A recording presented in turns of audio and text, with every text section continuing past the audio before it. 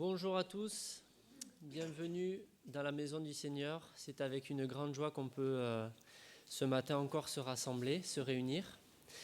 Donc ce matin, nous allons partager un culte vraiment un peu différent que d'habitude, puisque on va parler de l'Église persécutée, de nos frères et sœurs qui sont persécutés dans le monde. Et donc tout le culte de ce matin va parler de nos frères et sœurs qui sont persécutés parce que c'est une demande de la parole de Dieu. Le Seigneur nous demande de nous souvenir des frères et sœurs qui sont dans les difficultés. Et nous, c'est vrai qu'on dit tous les dimanches matins que c'est dans la joie, qu'on est heureux de pouvoir se réunir librement. Et c'est vrai qu'il faut être toujours très reconnaissant de ça parce que ce n'est pas le cas de tout le monde, malheureusement. Vous avez vu qu'il y a pas mal de sièges réservés ce matin. Donc ce sont des fauteuils réservés pour des frères et sœurs, des chrétiens, mais qui ne viendront pas. Parce qu'en fait, c'est une représentation de la proportion de nos frères et sœurs qui sont persécutés dans le monde. C'est un chrétien sur 7. Ça veut dire que par rapport aux chaises qu'il y a ce matin, toutes celles sur lesquelles il y a écrit réservé, ça représente un chrétien qui est persécuté. Donc ça fait quand même beaucoup de monde. Et c'est pour ça que ce n'est pas quelque chose à prendre à la légère. Donc voilà, ça permet de nous représenter un petit peu ce que ça représente. Et vous allez voir, on va avoir quelques symboles comme ça ce matin pour nous projeter, parce que les symboles, des fois, ça nous permet de mieux comprendre ce qui se passe dans le monde. Un autre symbole que l'on peut faire, je vais vous proposer, pour tous ceux qui le souhaitent, ce matin, de couper les téléphones et on va les réceptionner et les mettre au fond de l'église et ensuite vous pourrez bien entendu les récupérer à la fin du culte. Pourquoi est-ce qu'on fait ça ? C'est parce qu'il y a beaucoup de chrétiens qui sont persécutés dans le monde et qui lorsqu'ils se réunissent, le font bien sûr de façon clandestine, ils sont obligés de laisser les téléphones à la maison parce que même en mode avion, certains gouvernements arrivent à se servir des téléphones pour les retrouver. Donc là, c'est pareil, ce n'est pas une obligation, bien entendu, mais ce qu'on peut faire, c'est éteindre nos téléphones. Il y a Émile et Timothée qui vont passer avec des cartons pour les récupérer. Moi, je donne le mien aussi. Faites attention de récupérer le bon à la fin, surtout.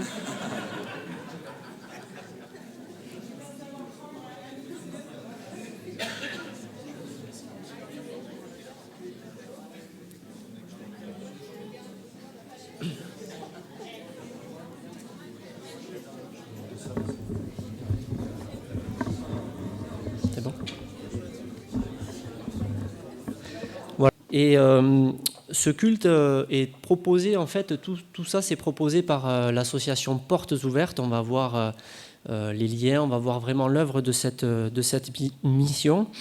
Et il proposait aussi autre chose qu'on n'a pas fait parce que c'est un petit peu plus compliqué à mettre en place, mais ce qu'ils avaient proposé aussi, c'était à l'entrée de l'église de faire une fouille. Parce qu'il y a aussi certains chrétiens qui sont obligés de faire ça dans des pays. Il peut y avoir en fait des opposants, des adversaires qui infiltrent les églises clandestines pour venir créer des attentats, faire du mal aux églises. Donc dans certaines églises, ils sont obligés de procéder à une fouille avant de se réunir. Donc on ne l'a pas fait parce que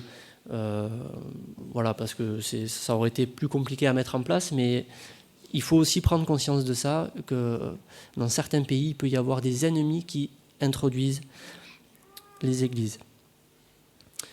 On va regarder peut-être la deuxième diapo, s'il te plaît, Nina. En commençant effectivement avec ce verset de 1 Corinthiens 12, 26, « Si un membre souffre, tous les membres souffrent avec lui. Si un membre est honoré, tous les membres se réjouissent avec lui. » Donc tout ce dont on parle ce matin, c'est vraiment pour nous associer aux membres de l'Église qui souffrent et réaliser que c'est vraiment notre corps qui souffre aussi. C'est pour ça que nous voulons faire ces deux choses. Et on peut mettre les autres diapos. Donc c'est pour parler un petit peu de la mission Portes Ouvertes que vous commencez à connaître, qui œuvre depuis 1955, initiée par frère André, que vous connaissez peut-être aussi. La mission, c'est d'aider les chrétiens les plus persécutés dans le monde. Elle est active dans 70 pays. Et donc, il y a 3 volets. Premièrement, c'est de pouvoir distribuer des Bibles, de donner des formations, aide économique et humanitaire. Donc, le but premier, c'est de porter la Bible aux peuples qui ne peuvent pas l'entendre. Ensuite, c'est de les préparer à la persécution, parce qu'on n'en est plus à vouloir lutter contre la persécution, mais c'est obligé de trouver des moyens pour se défendre. Et ensuite, bien sûr, informer les différentes églises, comme ce qu'on fait ce matin, de ce qui se passe dans le monde, parce que c'est vrai que si on ne prend pas un moment pour réaliser ce qui se passe, eh bien, on passe vite sur ces choses, et puis nous, on vit notre foi, on prie de temps en temps pour eux, mais on ne se rend vraiment pas concrètement compte de ce qui se passe chez eux. Je vous propose de chanter 2 chants, on peut se lever pour ces 2 premiers chants, qui sont des chants aussi qui nous invitent à la communion fraternelle. Ensemble, nous pouvons chanter, et ensuite nous chanterons « Chaîne d'amour ».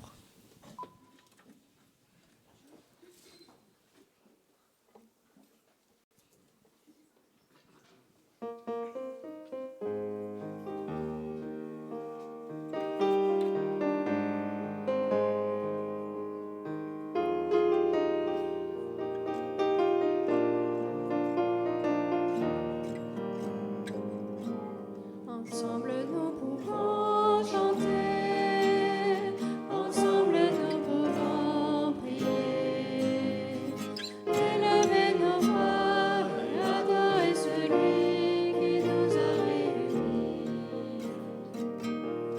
Ensemble nous pouvons donner, ensemble nous pouvons porter, au fardeau nos joies et proclamer l'amour que Dieu met dans nos vies. Tous ensemble,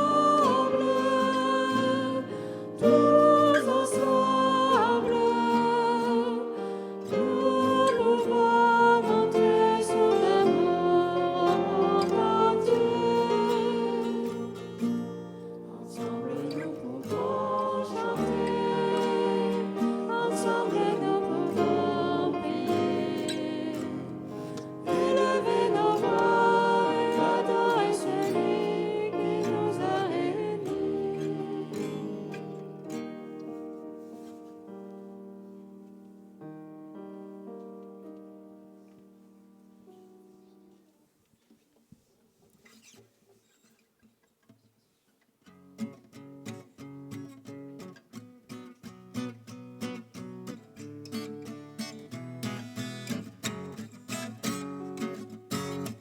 Nous sommes unis dans la famille car Dieu nous lie à toujours par une chaîne d'amour.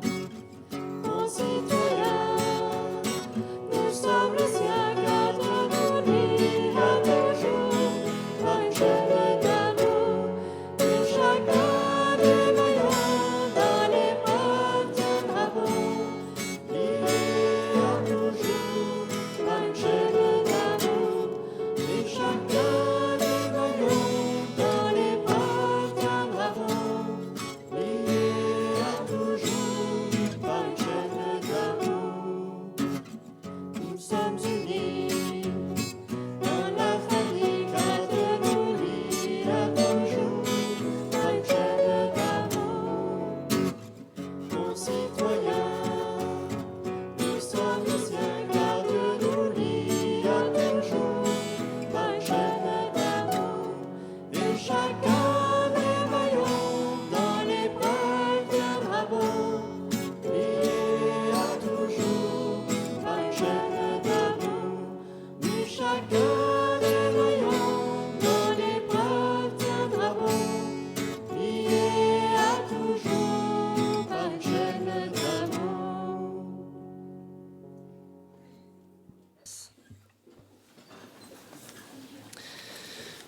Avant de poursuivre, on va prier ensemble. Seigneur notre Dieu, nous voulons te remercier pour cette matinée que nous pouvons passer ensemble. Et c'est vrai que ce matin, nous voulons prendre un temps particulier pour nous rappeler de nos frères et sœurs qui souffrent.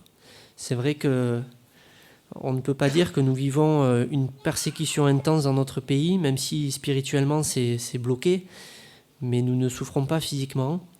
Et Seigneur, tu vois que c'est le cas de 1 chrétien sur 7 dans le monde, comme nous avons pu nous en rendre compte ce matin.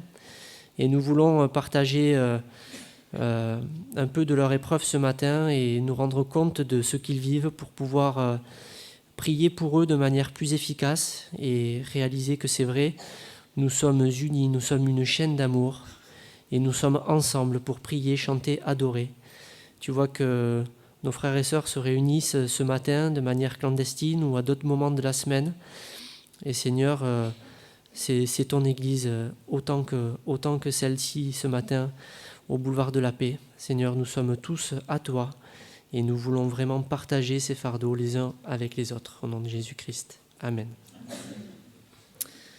Alors on va afficher la diapositive suivante qui permet de voir aussi de manière concrète comment Porte Ouverte, qui en fait, Porte Ouverte est une association qui met en action ce qui nous est demandé dans la Bible, dans la parole de Dieu, de pouvoir aider, penser à nos frères et sœurs et les aider comme on peut. Donc on voit qu'au niveau des offrandes, ce que ça donne un petit peu, avec 10 €, on arrive à offrir une Bible à un chrétien persécuté. 65 €, on peut fournir du matériel d'évangélisation. Et 100 € approvisionner des librairies de littérature chrétienne. Donc pour information, les offrandes que nous allons récupérer ce matin à l'église vont aller à Porte Ouverte pour pouvoir les aider dans cette mission. C'est quelque chose d'important. Et puis nous allons maintenant jeter un coup d'œil sur la carte concernant l'index mondial des persécutions des chrétiens en 2022.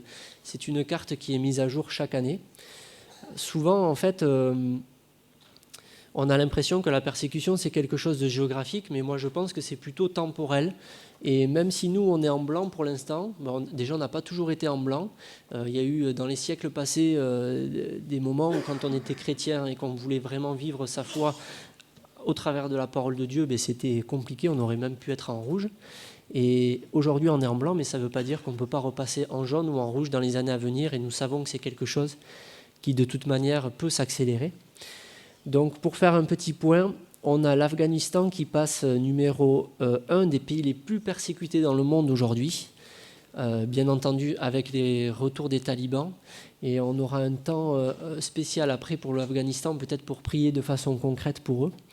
La Corée du Nord, où c'est un pays toujours très très compliqué de vivre sa foi, fortement compliqué. En fait, dès qu'on se déclare, on est automatiquement en danger de mort. La Somalie qui est fortement persécutée, mais dans lequel il semble y avoir une sorte d'amélioration, idem pour la Libye. Le Yémen, la persécution est en train d'augmenter. L'Érythrée, la persécution est forte. Nous allons aussi entendre des témoignages de chrétiens d'Érythrée.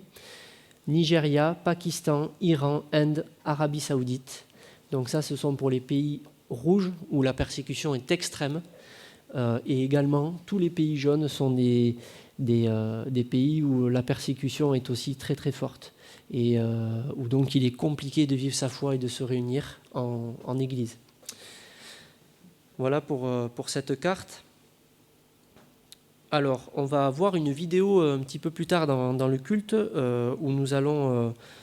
alors, je vais juste vous donner 3 exemples de témoignages en fait, de chrétiens. Le premier, c'est Gédéon, qui est un chrétien d'Érythrée. Alors, je vais passer vite sur son témoignage parce qu'on va voir une vidéo où vraiment il va nous parler de ce qu'il a vécu. C'est un responsable d'église en Érythrée et donc il a été emprisonné à cause de sa foi. Il a été mis en prison pendant plusieurs mois dans une prison toute petite et pendant plusieurs années il a été dans un camp de prisonniers dans un endroit extrêmement chaud. Et il dit « La douleur que j'ai ressentie pendant ces années d'emprisonnement et de travail forcé m'a traumatisé. Je pensais que je resterais toute ma vie en prison. Dans cette souffrance, j'ai cherché la face de Dieu. J'ai prié en prison. J'ai eu la bénédiction de rencontrer d'autres chrétiens. Et dans le camp de prisonniers, des gardes ont accepté Jésus. » D'ailleurs, on peut mettre la deuxième diapo. Voilà, c'est Gédéon qui est flouté. « Mon ministère a grandi après ma libération. Parce que l'église qu'ils ont, en fait, malgré la persécution, est en train de grandir. Quand je regarde en arrière, je vois que Dieu m'a fait grandir grâce à la prison. La persécution ne fait pas diminuer la puissance de Dieu. Ça, c'est pour Gédéon en Érythrée. On peut parler aussi de Rebecca au Sri Lanka, sur la diapo suivante.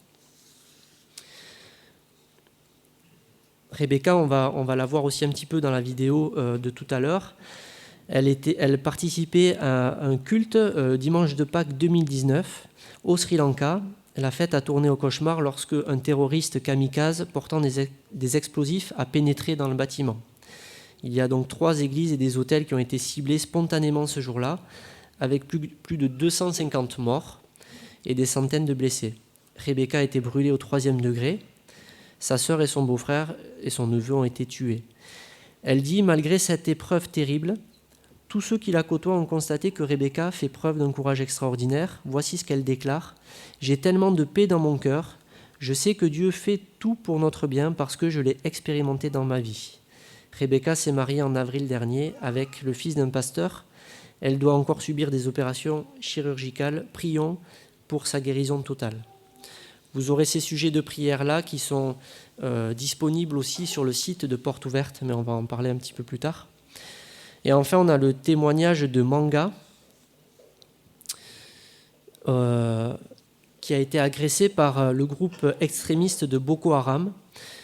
Son père a été tué sous ses yeux. Je ne vous lis pas le détail du témoignage parce que c'est quand même très, très violent. Son père a été exécuté.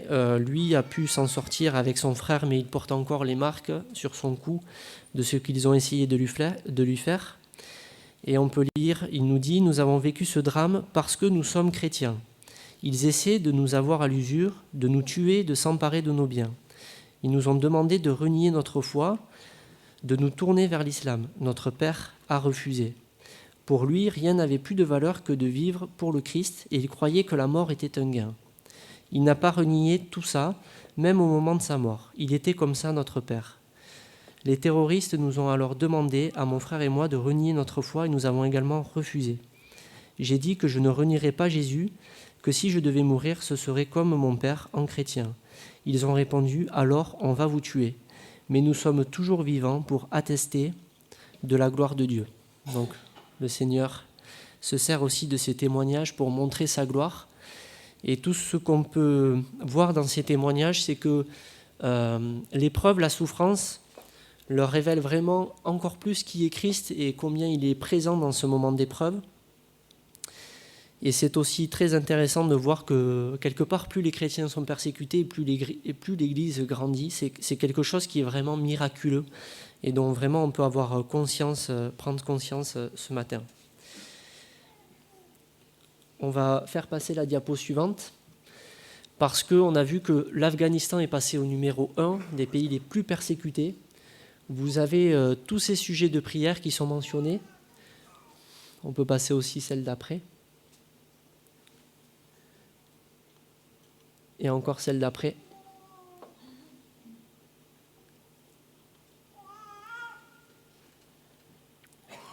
Bien entendu, les talibans mettent une pression extrême sur tous les chrétiens.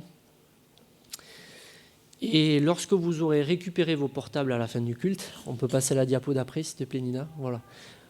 Vous pourrez flasher le code qui est à l'entrée. Vous avez ce symbole à flasher, ou alors vous allez sur le site Porte Ouverte /prisonnier pour l'Afghanistan. Et en fait, il y a une campagne tout au long du mois de novembre pour prier spécialement pour l'Afghanistan qui en a énormément besoin. Donc, tous les jours, vous allez recevoir des sujets de prière spécifiques pour pouvoir accompagner tous les chrétiens dans le monde pour prier spécialement pour eux, parce que c'est vraiment une nécessité et c'est un pays qui subit une pression extrême pour les chrétiens. Voilà ce qu'on peut dire par rapport à ça. On va chanter 2 nouveaux chants qui parlent là aussi de la puissance de l'œuvre de Dieu, même au travers de la persécution. On peut rester assis pour ces 2 chants. Seigneur par la clarté et en Jésus seul.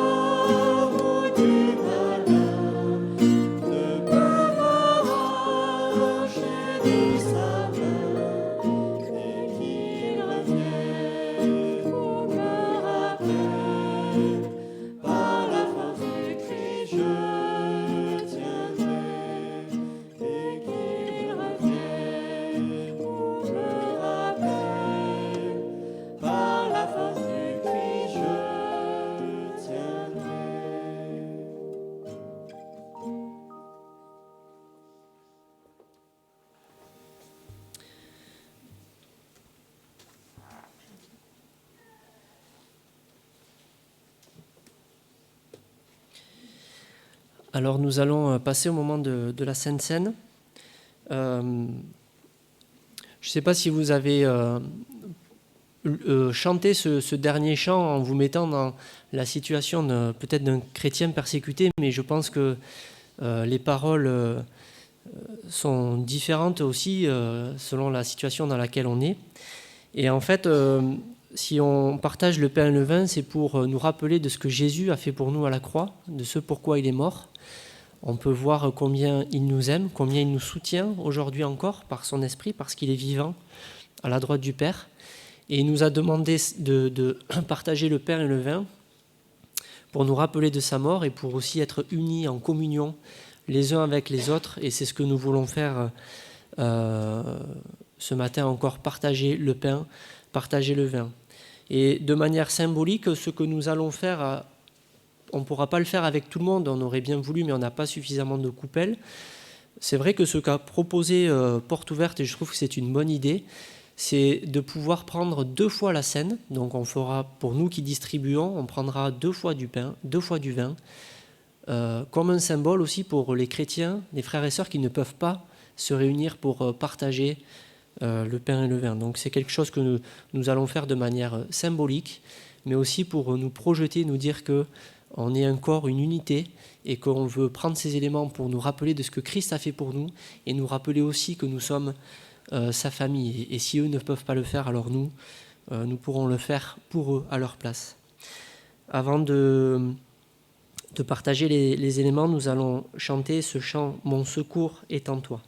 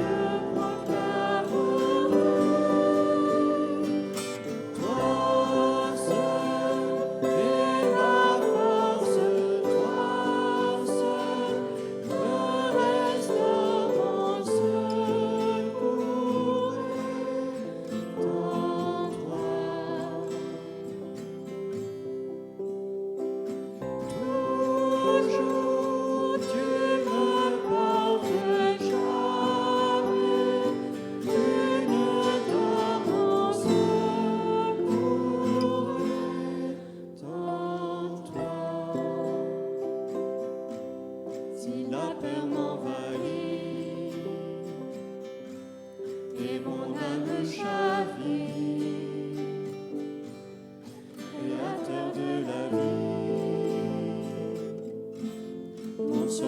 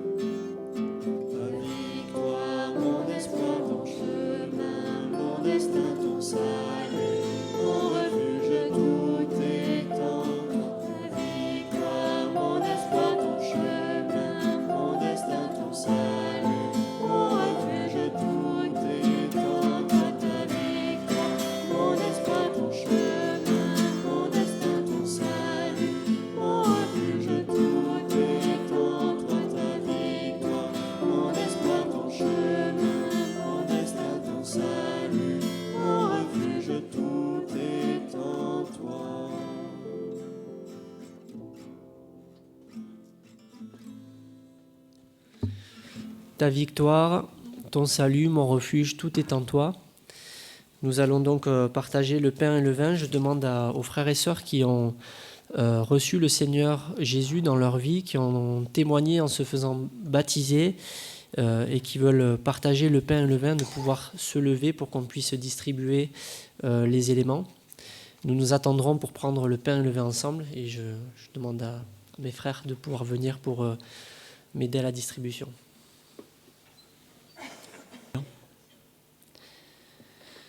Seigneur notre Dieu, ce matin, nous voulons venir à la table que tu places devant nous, nous rappeler de ce que tu as fait pour nous à la croix.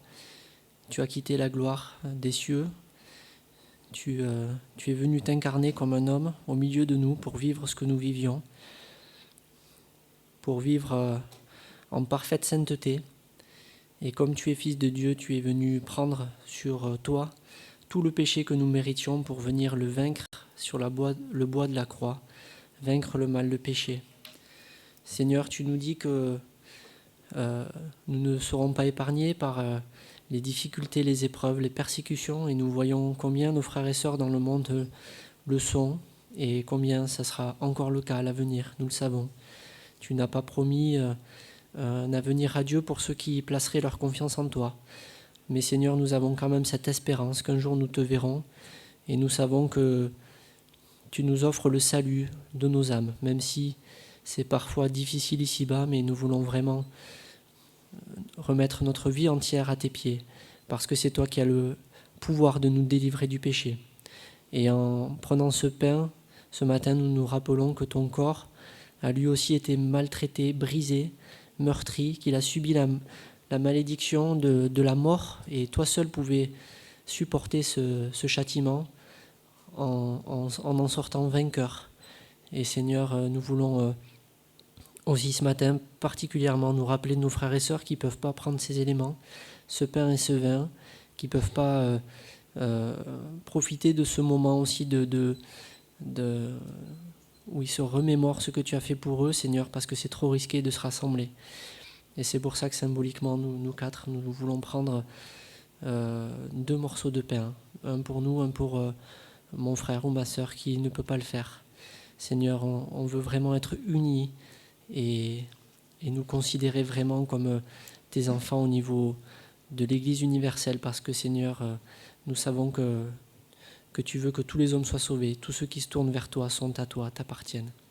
Merci Seigneur, au nom de Jésus-Christ. Amen. Amen. Prenons le pain.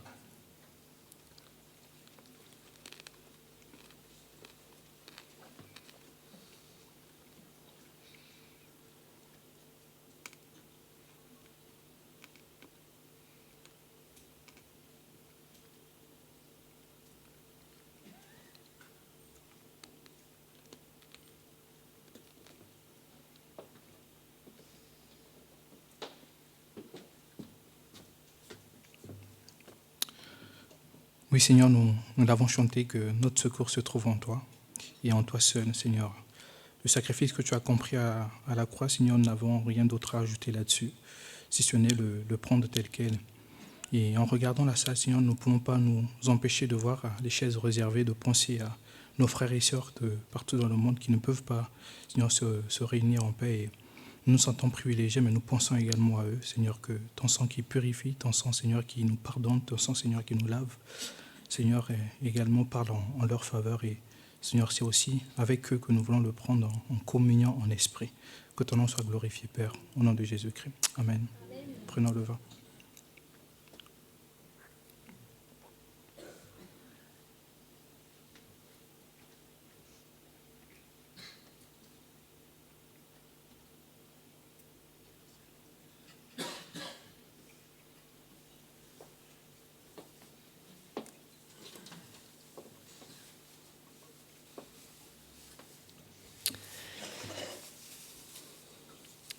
Nous allons demander aux enfants de regagner les classes, s'il vous plaît. Je crois qu'il y a 2 classes de 3 à 12 ans en tout, je crois. C'est ça.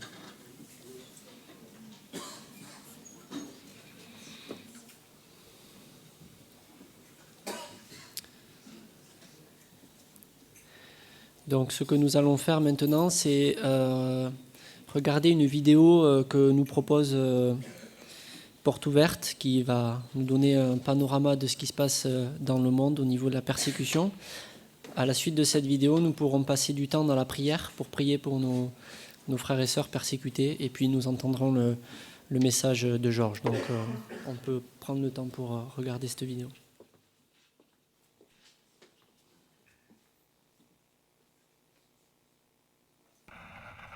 Taliban काबुल में आए थे उसी रात मेरी बहन ने अपने बेटे को जन्म दिया था।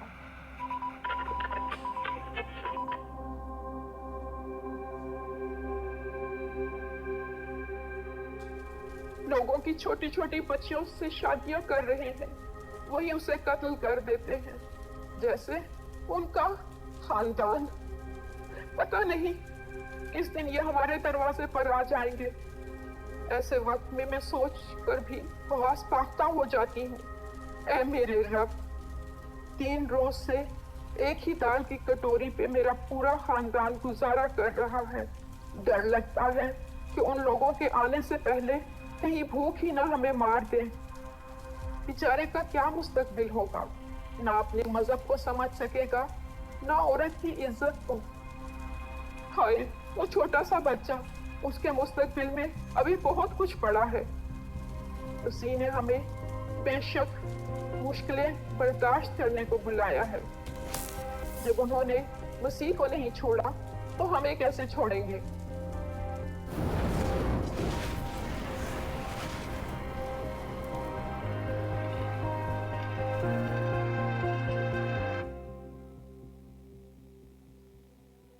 À ce moment-là, la température était à son maximum.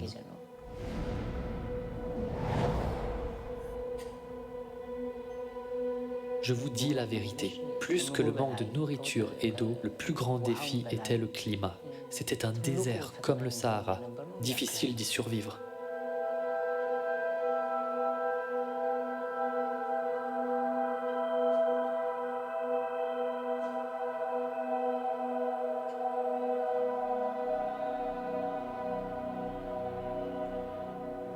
Pendant toutes ces années, le gouvernement m'a emprisonné à cause de ma foi. Je n'avais aucun autre chef d'accusation. Quand ils m'ont arrêté, ils m'ont mis dans une cellule de 2 mètres sur 1. Pendant des mois, je suis resté là, dans cette pièce étroite. Il n'y avait pas de fenêtre. Je ne savais pas quand le soleil se levait ou se couchait, ni l'heure qu'il était. On se faisait appeler au moment où on s'y attendait le moins et on se faisait battre. Puis on m'a emmené dans un autre camp de prisonniers appelé Miter. C'est un endroit extrêmement chaud. Il y fait 38 à 40 degrés. Je devais ramasser du bois, des pierres, travailler à la construction de maisons. Nous étions traités comme des esclaves. Par tous les moyens possibles, ils essaient d'épuiser votre corps, votre esprit et votre santé. La seule chose qu'ils font est de vous menacer. Ils vous demandent de renier votre foi et de la haïr. Honnêtement, la tentation a été très difficile. C'était extrêmement dur de répondre à cette demande.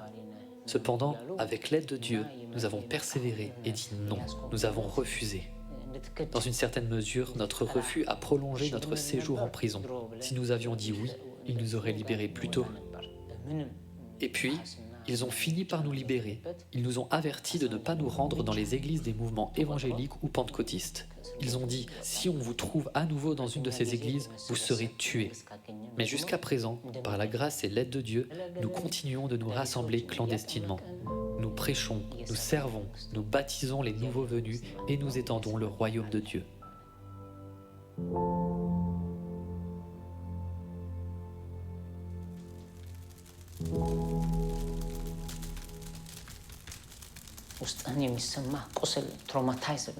La douleur que vous subissez vous traumatise.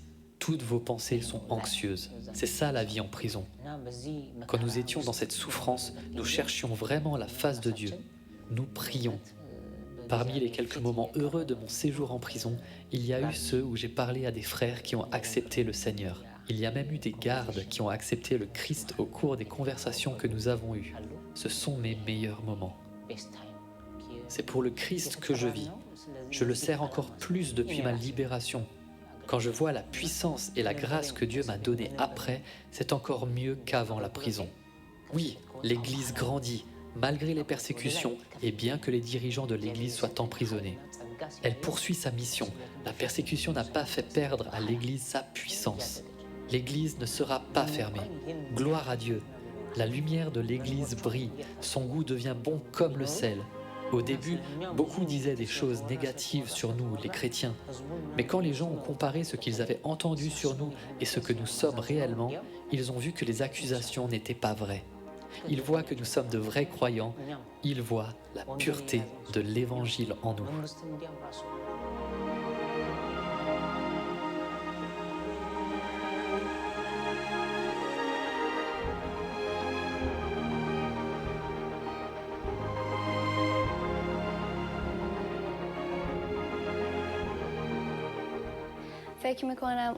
Je ne sais pas pourquoi Dieu a permis ça, mais je sais qu'étrangement, ça a renforcé notre foi.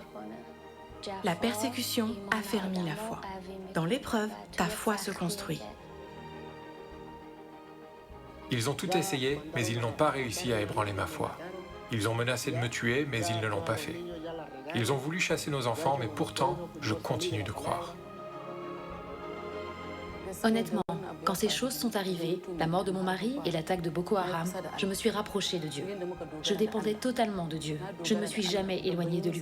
Je me suis fortement accrochée à Dieu. Il est devenu un père, une mère et un mari pour moi. Le désir de Dieu est que notre foi se renforce à travers cette épreuve. Notre foi, la mienne et celle de ma famille, est plus forte maintenant qu'elle ne l'était auparavant. Après avoir connu le Christ, Dieu m'a fait grandir dans la prison comme le feu purifie l'or. Dieu m'a donné une foi qui est comme de l'or pur. Je suis tellement reconnaissante qu'il m'ait donné la foi de ne regarder que lui et de l'aimer lui seul. मुझ में इतनी जरूरत नहीं कि मैं अपनी खुशी, अपने गम और अपने मसाइल से आपको रोशनास करा सकूं। लेकिन मैं ये जानती हूँ कि मेरा मसीह और आपका मसीह एक है और हम दुआ के जरिए एक दूसरे के साथ जुड़े हुए हैं क्योंकि हम मसीह का बदन हैं। खुदा आप पर हमारी मुश्किलात अया करेगा और हमारी मुत्तफिका दुआ ही वाहिद हल है।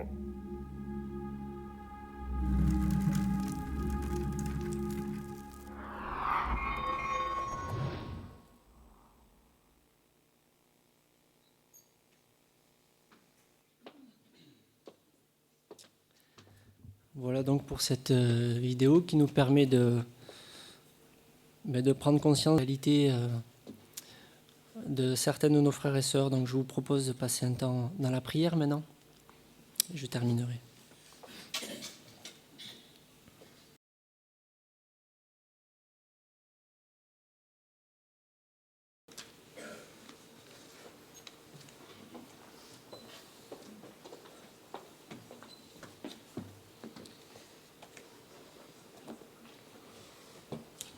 Merci Benjamin. Notre frère Benjamin est grand en taille et en esprit.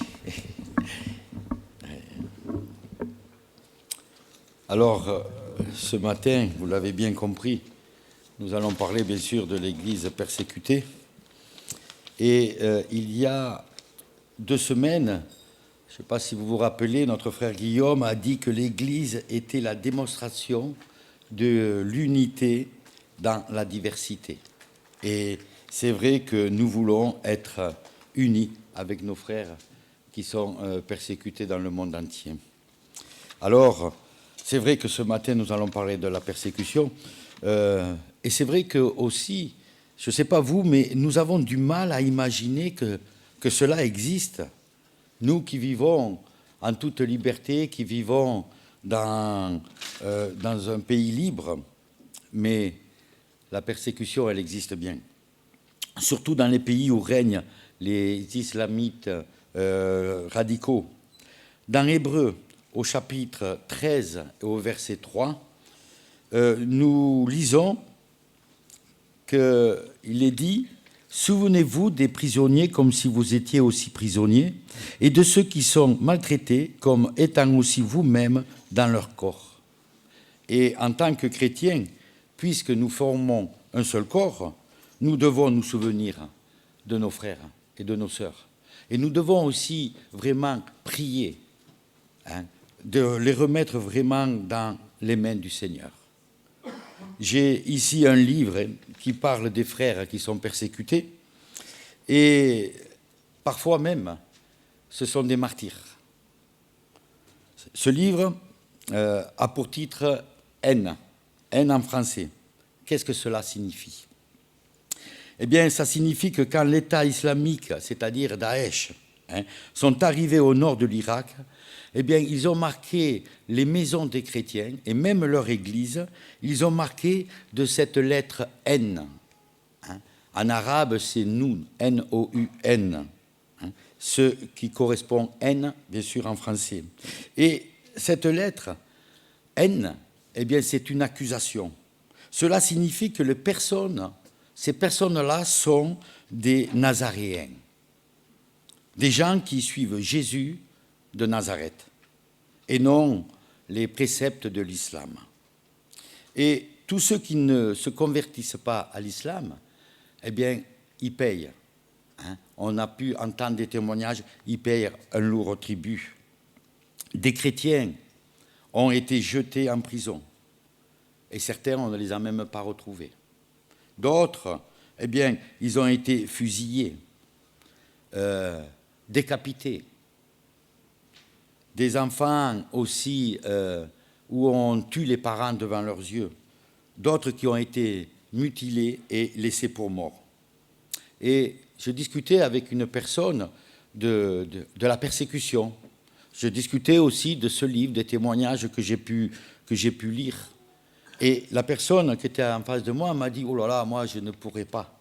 Je ne pourrais pas lire ces témoignages, je ne pourrais pas les écouter parce que ça me fait mal. Et je suis fragile. » Et je vous avoue que, pour moi, leur témoignage, c'est un exemple. C'est un exemple de foi, d'une foi sincère, d'une foi réelle qu'ils vivent. J'ai le souvenir d'un jeune homme qui était avec son père, qui était chrétien. Ils se sont fait arrêter. Le père a été tué à coups de machette. On a arrêté le fils aussi, on lui a demandé mais, il faut que tu renies ta foi. Si tu renies ta foi, on te laisse libre. Eh bien, il a dit non. Il a répondu non. Alors, on lui a imbibé d'essence sur lui. On lui a mis le feu. Et avec une moto, on a roulé sur lui. Et par la grâce de Dieu, eh bien, il a survécu. Après de nombreuses greffes de peau, eh bien, c'est vrai qu'il ressemblait à un vieux cuir brûlé. Et les médecins ont dit que ces douleurs ne disparaîtront jamais complètement. Et malgré cela, malgré ce qu'il a enduré, eh bien, il a affirmé avec assurance qu'il ne changerait pas de direction. Le salut que j'ai en Jésus-Christ, dit-il, a un prix. Christ a souffert pour me sauver. Ma vie, je le sais, elle est entre les mains de mon Sauveur. Et il y rajoute, ma foi est devenue plus précieuse que l'or. Waouh, quel témoignage! Eh bien, c'est le genre de foi que décrit l'apôtre Pierre dans le chapitre 1, dans 1 Pierre, chapitre 1, versets 3 à 9, que nous allons lire. Et le but de l'épître de Pierre est autour des souffrances des chrétiens. Pierre plaide pour que le croyant reste ferme dans la foi, malgré les épreuves et les persécutions qu'ils peuvent endurer, en mettant son espérance dans celui qui est ressuscité, c'est-à-dire Jésus-Christ. Alors nous allons lire 1 Pierre chapitre 1, et à partir du verset 3. « Béni soit Dieu, le Père de notre Seigneur Jésus-Christ, qui, selon sa grande miséricorde, nous a régénérés pour une espérance vivante, par la résurrection de Jésus-Christ d'entre les morts, pour un héritage qui ne peut ni se corrompre, ni se souiller, ni se flétrir. Il vous est réservé dans les cieux, À vous qui, par la puissance de Dieu, êtes gardés par la foi pour le salut, prêt à être révélé dans les derniers temps. C'est là ce qui fait votre joie. Quoique maintenant, puisqu'il le faut, vous soyez attristés pour un peu de temps par diverses épreuves, afin que l'épreuve de votre foi, plus précieuse que l'or périssable, qui cependant est éprouvé par le feu, ait pour résultat la louange, la gloire et l'honneur lorsque Jésus apparaîtra. Vous l'aimez sans l'avoir vu, vous croyez en lui sans le voir encore, vous réjouissant d'une joie merveilleuse et glorieuse, parce que vous obtiendrez le salut de vos âmes au prix de votre foi. Ici, l'apôtre Pierre s'adresse à des croyants qui sont persécutés à cause de leur foi. Verset 6. Et Pierre veut relativiser leur tribulation sans pouvoir, bien sûr, autant les banaliser. Il veut souligner les aspects positifs des épreuves. Après ce qu'on a écouté, ce qu'on a pu voir, ce n'est pas évident. Pierre veut encourager ses lecteurs à prendre du recul par rapport à ce qu'ils sont en train de vivre et qu'ils puissent adopter une perspective spirituelle de leurs difficultés. Le chrétien peut donc se réjouir même lorsqu'il fait face à l'épreuve, puisque ces épreuves montreront leur foi authentique et que Jésus-Christ sera ainsi glorifié. Nous l'avons pu l'entendre.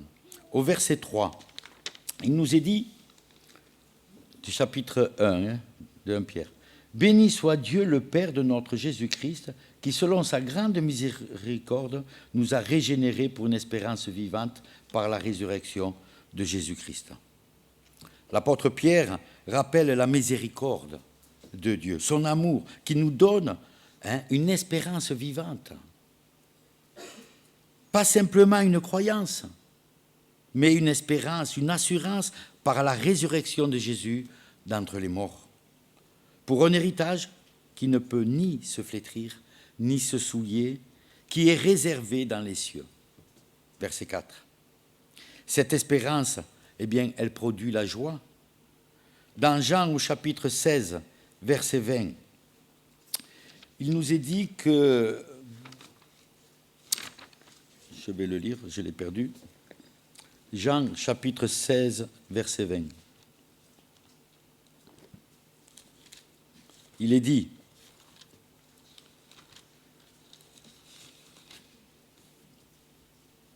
en vérité, quand la parole de Dieu nous dit en vérité, c'est que c'est la vérité. En vérité, je vous le dis, vous pleurerez et vous vous lamenterez, et le monde se réjouira. Vous serez dans la tristesse, mais votre tristesse se changera en joie. La connaissance seule ne peut pas engendrer la joie. Seule la foi en Jésus-Christ nous rend capables de tenir face à la persécution, parce que nous regardons à lui et nous nous appuyons sur lui. Il est écrit, la victoire qui triomphe du monde, c'est notre foi. Au verset 6 de 1 Pierre, il est dit que la souffrance dure un peu de temps. Certains, il faut reconnaître qu'ils ont souffert toute leur vie. Et Paul dit dans 2 Corinthiens, au chapitre 4, versets 16 à 8, il est dit, chapitre 4, 2 Corinthiens, chapitre 4, versets 16 à 18, il est dit, je lis, « C'est pourquoi nous ne perdons pas courage, et même si notre homme extérieur se détruit, notre homme intérieur se renouvelle de jour en jour, car nos légères afflictions du moment présent produisent pour nous, au-delà de toute mesure, un poids éternel de gloire, parce que nous regardons non point aux choses visibles, mais celles qui sont invisibles, car les choses visibles sont passagères et les invisibles sont éternelles. » Et je voudrais vous lire aussi le verset 8 du même chapitre, verset 8 à 9. Nous sommes pressés de toute manière, mais non réduits à l'extrémité, dans la détresse, mais non dans le désespoir, persécutés, mais non abandonnés, abattus, mais non perdus. Revenons à Pierre. Il nous est dit qu'il faut être attristé pour un peu de temps. Vous savez, Job, il a dit « j'aurai recours à Dieu ». Oh, combien nous avons besoin, chacun de nous, d'avoir recours à Dieu. Dans Actes, chapitre 14, verset 22, il est dit « fortifiant l'esprit des disciples, les exhortant à persévérer dans la foi et disant que c'est par beaucoup de tribulations qu'il nous faut entrer dans le royaume de Dieu. » Un Thessalonicien dit aussi que nous sommes destinés à cela. Alors, ne soyons pas ébranlés au milieu des afflictions. Dieu utilise les difficultés pour nous rendre humbles. 2 Corinthiens au chapitre 12.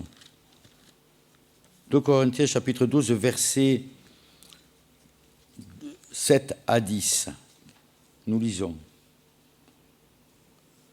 Et pour que je ne sois pas enflé d'orgueil, à cause de l'excellence de ces révélations, il m'a été mis une écharde dans la chair, un ange de Satan pour me souffleter et m'empêcher de m'enorgueillir. 3 fois j'ai prié le Seigneur de l'éloigner de moi. Et il m'a dit, ma grâce te suffit, car ma puissance s'accomplit dans la faiblesse, et je me glorifierai donc bien plus volontiers de mes faiblesses, afin que la puissance de Christ repose sur moi. C'est pourquoi je me plais dans les faiblesses, dans les outrages, dans les calamités, dans les persécutions, dans la détresse pour Christ. Car quand je suis faible, c'est alors que je suis fort. On peut lire aussi encore Jacques chapitre 5, versets 10 à 11. Il est dit « Prenez mes frères pour modèle les souffrances et de patience les prophètes. Voici, nous disons, bienheureux ceux qui ont souffert patiemment. » Voilà pourquoi Pierre nous donne tous ces passages de la parole qui nous parlent de la persécution. Pierre a ce concept en comparant la souffrance engendrée par les persécutions au feu du creuset, qui permet d'épurer l'or en lui ôtant ses impuretés. Prenons Proverbe chapitre 17, verset 3. Il est dit « Le creuset est pour l'argent et le fourneau pour l'or. Mais celui qui éprouve les cœurs, c'est l'Éternel. »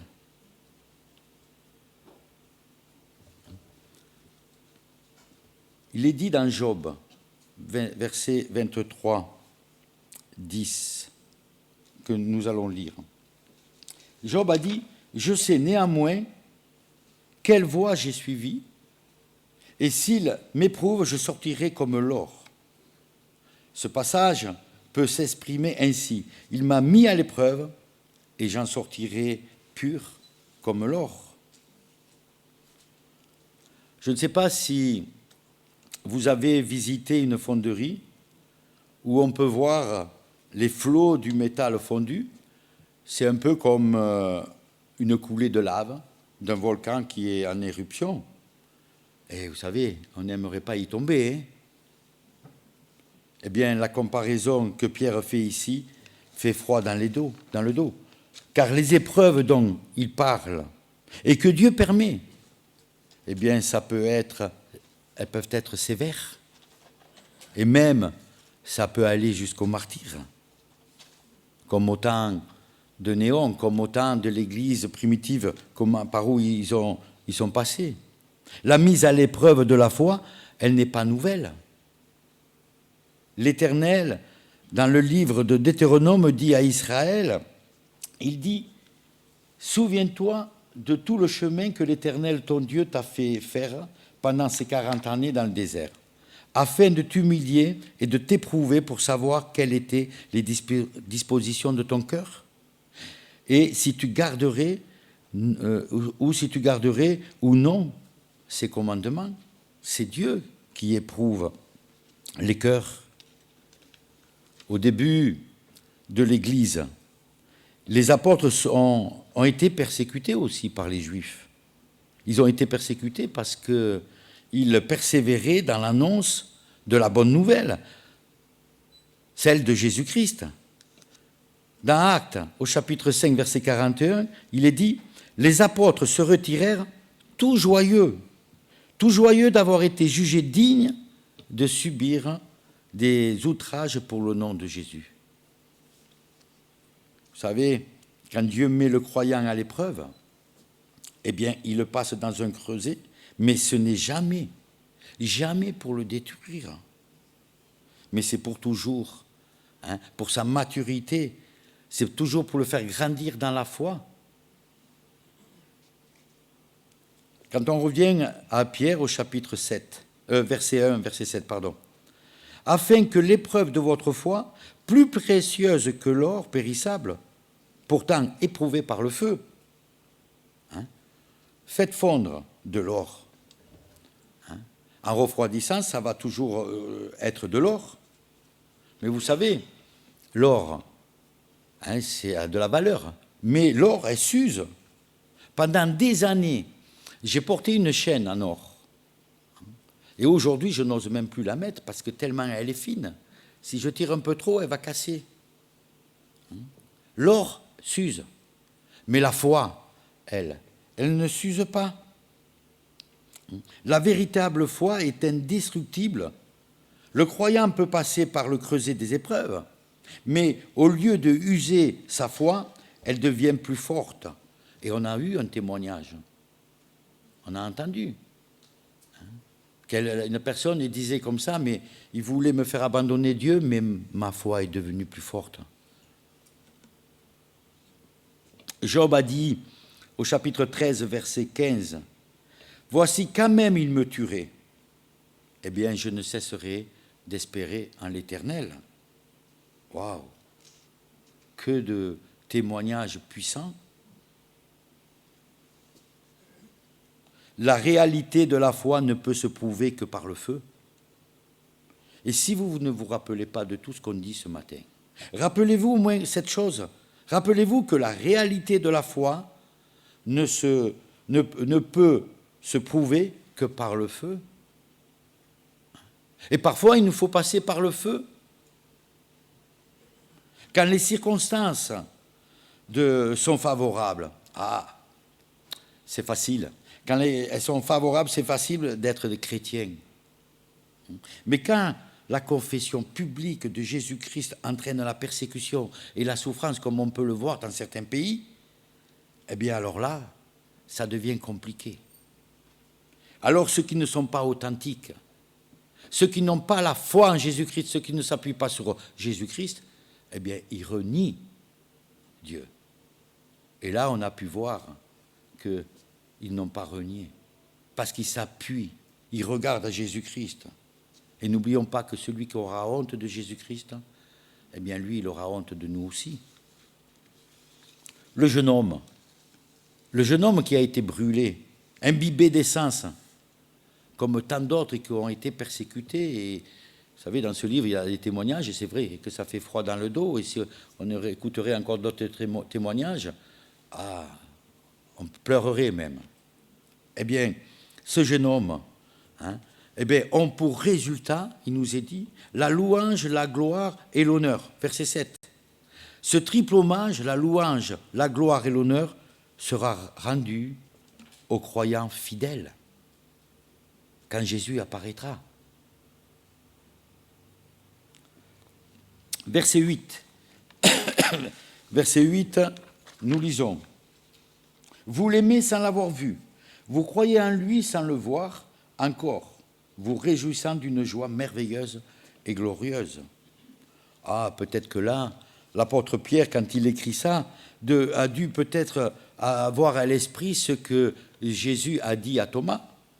Heureux l'homme qui n'a pas vu mais qui a cru.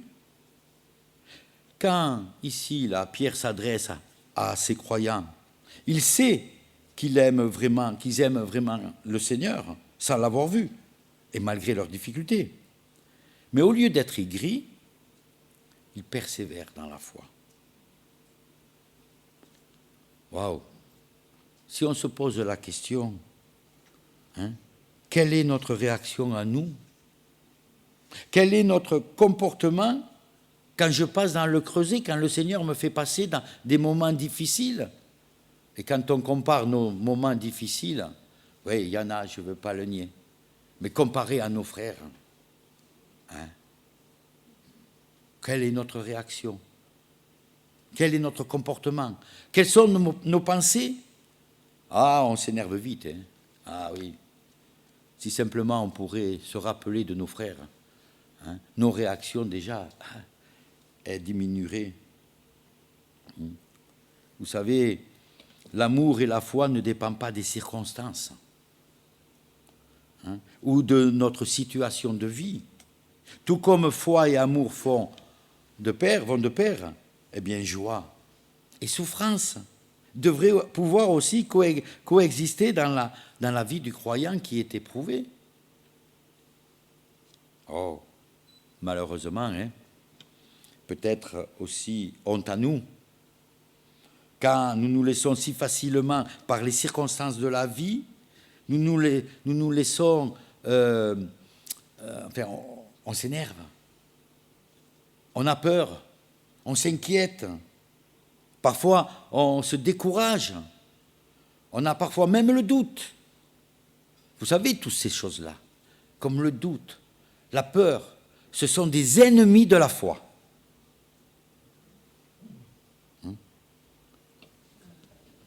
Quelle est votre réaction? Quelle est ma réaction? Nous qui, dans nos petites afflictions, nous gémissons, alors que nos frères et sœurs, eux, souffrent. Mais ils dépendent de Dieu. Néhémie chapitre 8, verset 10, il dit « Ne vous affligez donc pas, la joie de l'Éternel est votre force. » Ne vous affligez donc pas.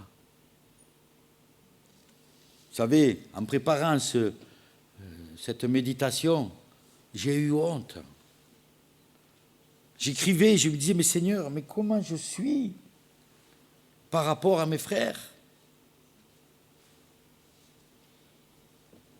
Ne vous affligez donc pas, la joie de l'Éternel sera votre force. Verset 9 de 1 Pierre, chapitre 1. Vous obtiendrez le salut de vos âmes pour prix de votre foi.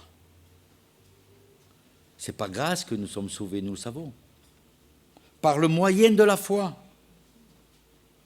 Vous obtiendrez, il nous est dit. Nous obtiendrons, ça veut dire que nous recevrons quelque chose. Nous recevrons une récompense. Et cette récompense, elle a été promise. Le salut, c'est le prix de leur foi. C'est notre héritage. Alors, qu'est-ce que nous recevrons? Et j'ai pris au dernier moment, là, ce matin ou hier soir, je me suis rappelé de ce que le Seigneur a dit aux 7 églises. Il dit, au Apocalypse chapitre 2, verset 7, il dit, vous recevrez, ils mangeront du fruit de l'arbre de la vie. Voilà une promesse. Apocalypse 2, verset 11, ils ne subiront pas la seconde mort. Ils ne subiront pas la seconde mort. Ils feront l'expérience de recevoir la provision de Dieu et recevront un nouveau nom. Une promesse de Dieu. Dans Apocalypse chapitre 2, verset 17. Ils régneront avec autorité sur les nations et auront l'étoile du matin. Encore une promesse. Ils seront revêtus d'un vêtement blanc et Jésus confessera leur nom, car ils seront inscrits dans le livre de vie. Ça, c'est les promesses de Dieu. Ils seront pour toujours dans la présence de Dieu. Apocalypse 3, verset 12. Et une autre promesse. Ils seront assis près de Jésus sur son trône. Voilà ce que nous recevrons. Tous ceux qui auront marché par la foi, malgré les circonstances.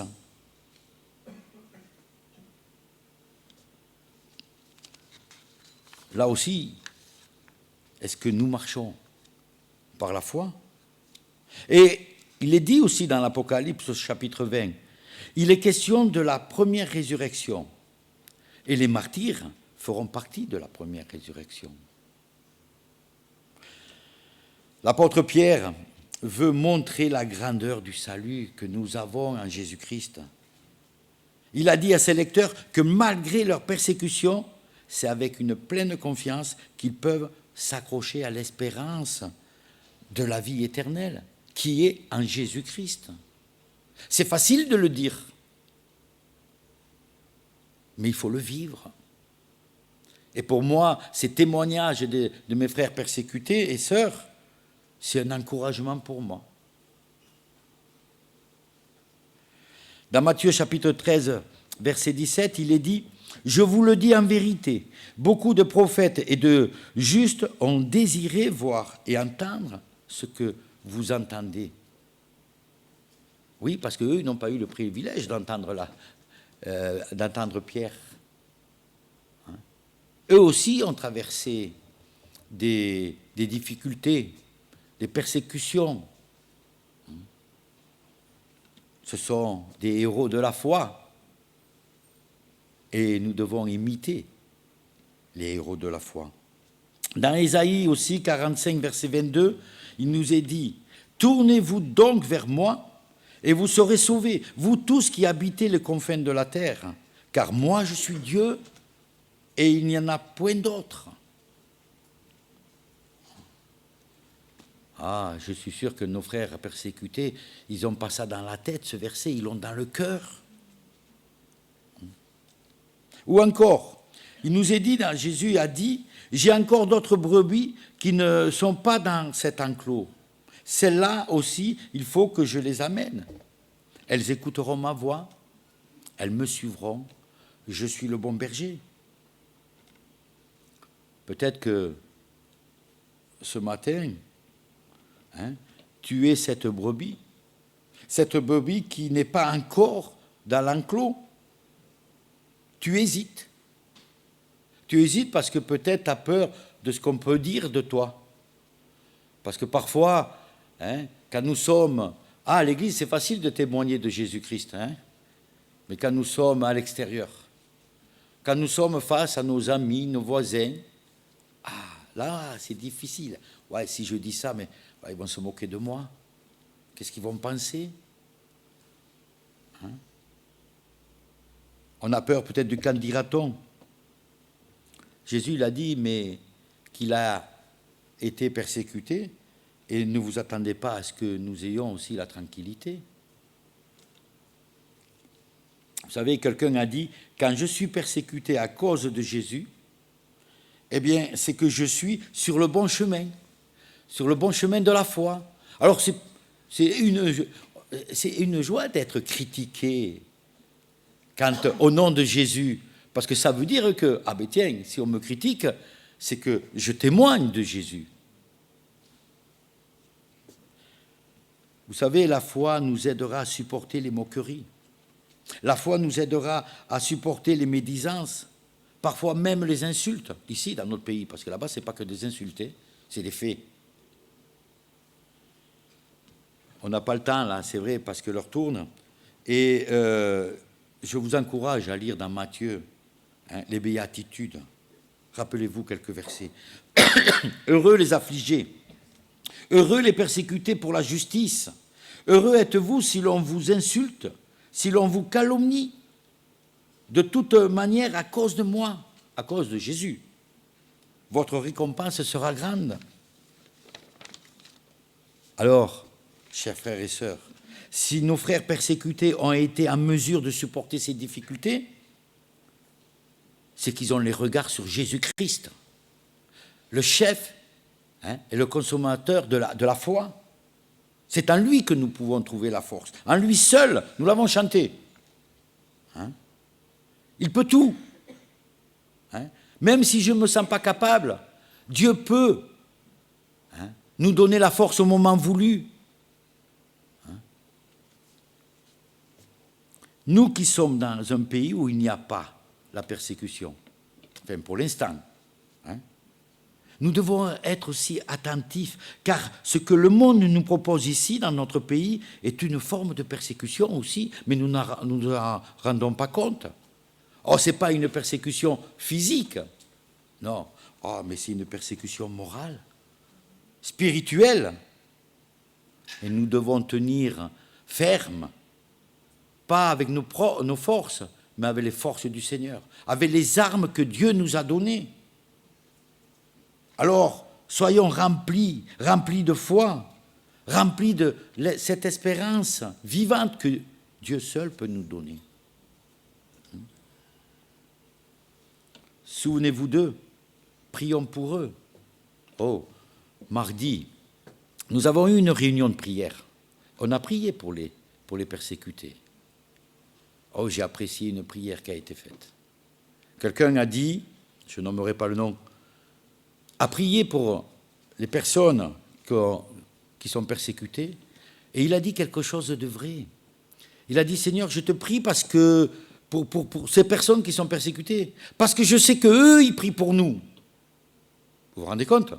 Les chrétiens persécutés, ils prient pour nous.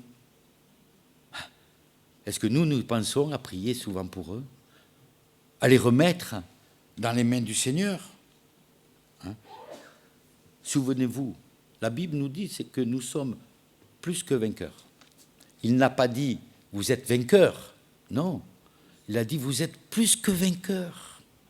Alors, soyons comme nos frères et nos sœurs qui sont persécutés pleins de foi. Ah, eux, c'est avec des larmes. C'est avec le sang et des larmes aussi par où ils passent.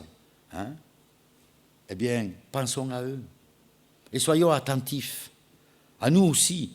De cette persécution spirituelle, morale, qu'on est envahi par tout ce qui peut se passer dans le monde. On est séduit avec toutes ces tentations. Restons fidèles. Et nous devons rester fidèles au Seigneur. Et je vais terminer là. C'est vrai qu'on a parlé de portes ouvertes. Et alors moi, je ne l'ai pas sur Internet, mais je l'ai sur papier. Oui. Tout ce mois-ci, nous pouvons prier pour chaque pays, pour chaque sujet qu'il y a. Alors je vais le laisser là-bas, c'est pour ceux qui ne peuvent pas aller sur Internet, mais enfin il vaut mieux aller sur Internet, mais ceux qui sont comme moi, qui ne savent pas aller trop sur Internet, eh bien je le laisserai là, vous pourrez prier. Pensons à eux, prions, et que le Seigneur nous renouvelle dans notre foi. Que Dieu vous bénisse, et nous pourrons peut-être... je dirais à Benjamin de terminer par un cantique. C'est par la foi que nous devons marcher. Que Dieu vous bénisse.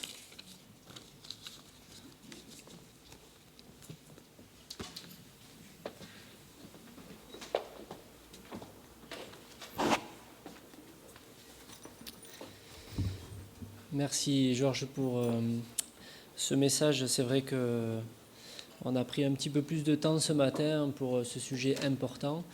Et donc on va effectivement chanter ce dernier chant, celui qui m'est en Jésus.